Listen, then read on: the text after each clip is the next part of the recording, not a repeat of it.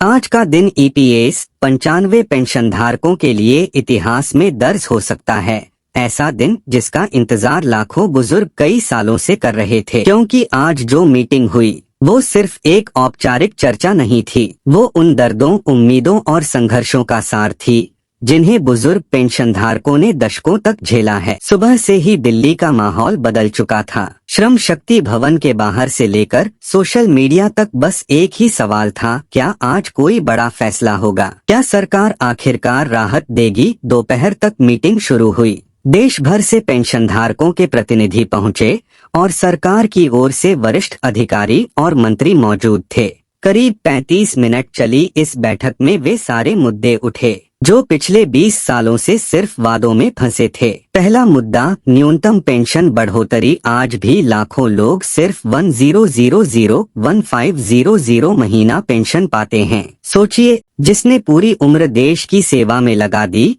उसके बुढ़ापे में इतनी कम राशि क्या किसी सम्मानजनक जीवन के लायक है? प्रतिनिधियों ने साफ कहा, अब और इंतजार नहीं, न्यूनतम पेंशन में वास्तविक सुधार होना ही चाहिए। सरकार की ओर से कहा गया कि वे इस मुद्दे पर संवेदनशील हैं, फाइलें तैयार हैं और चर्चा चल रही है, लेकिन ना राशि बताई गई, ना तारीख। इसलिए लोगों का भरोसा अभी भी लिखित आदेश पर टिका है। दूसरा मुद्दा, मुफ्त मेडिकल सुविधा। यह सबसे भावनात्मक विषय था। 48 से 70 साल की उम्र के बीच ना कोई सरकारी मेडिकल लाभ मिलता है, ना इलाज का सहारा। आज मीटिंग में एक बड़ा संकेत मिला। ईपीएस 95 पेंशन धारकों को आयुष्मान भारत योजना में शामिल करने पर विचार चल रहा है। अगर यह लागू होता है तो यह अब तक का सबसे बड़ा बदलाव होगा। मंत्री ने अपने पीएस को निर्देश दिए हैं कि 48 से 70 वर्ष वालों को भी किसी मेडिकल कवर के दायरे में लाने का समाधान तैयार किया जाए। तीसरा मुद्दा, हायर पेंशन के अटके हुए मामले। सुप्रीम कोर्ट के आदेश के बावजूद कई लोगों की फाइलें महीनों से अटकी हुई हैं। आज सरकार ने कहा, पीएफ ऑफिसों को सख्त आदेश दिए जाएंगे। सभी higher pension case time bound निपटाए जाएंगे। हर क्षेत्रीय ऑफिस को रिपोर्ट देनी होगी कितने केस निपटे और कितने बाकी हैं।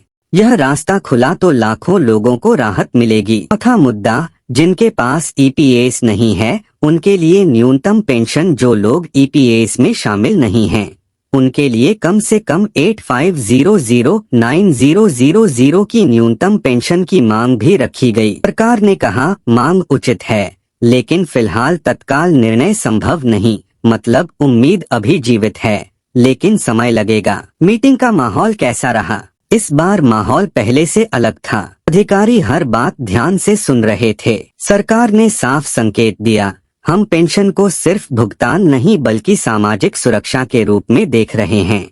यह बदलता हुआ दृष्टिकोण बहुत बड़ा संकेत है। अब सबसे बड़ा इंतजार, लिखित लेटर। मंत्रालय ने कहा कि लेटर का ड्राफ्ट तैयार है। मंत्री ने निर्देश दिए हैं कि इसे आज रात या कल सुबह जारी किया जाए। इस दस्तावेज में 3 मुख्य बातें हो सकती हैं।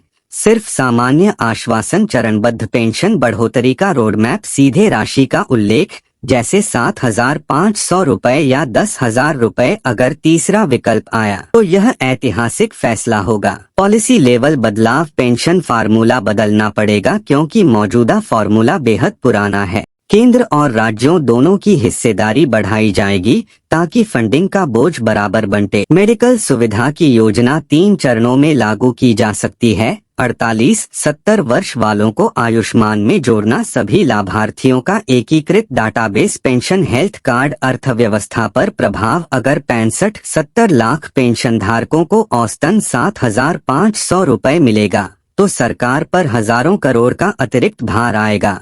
लेकिन अर्थशास्त्रियों के अनुसार यह निवेश होगा क्योंकि इससे ग्रामीण अर्थव्यवस्था मजबूत होगी और मांग बढ़ेगी। राजनीतिक संदर्भ, आने वाले समय में कई राज्यों में चुनाव हैं। बुजुर्ग वर्ग निर्णायक भूमिका निभाता है, इसलिए यह फैसला चरणबद्ध तरीके से लागू किया जा सकता है। पहले एक प्रतीकात्मक सुधार, फिर बड़े बदलाव की घोषणा। लोगों की मानसिक स्थिति, उम्मीद और संदेह। दोनों लोगों को उम्मीद इसलिए है क्योंकि इस बार सरकार गंभीर दिखी और संदेह इसलिए क्योंकि पहले भी कई बार विचार किया जा रहा है, जैसे शब्द सुने गए हैं। लेकिन इस बार पूरा मामला पब्लिक और मीडिया की नजरों में है।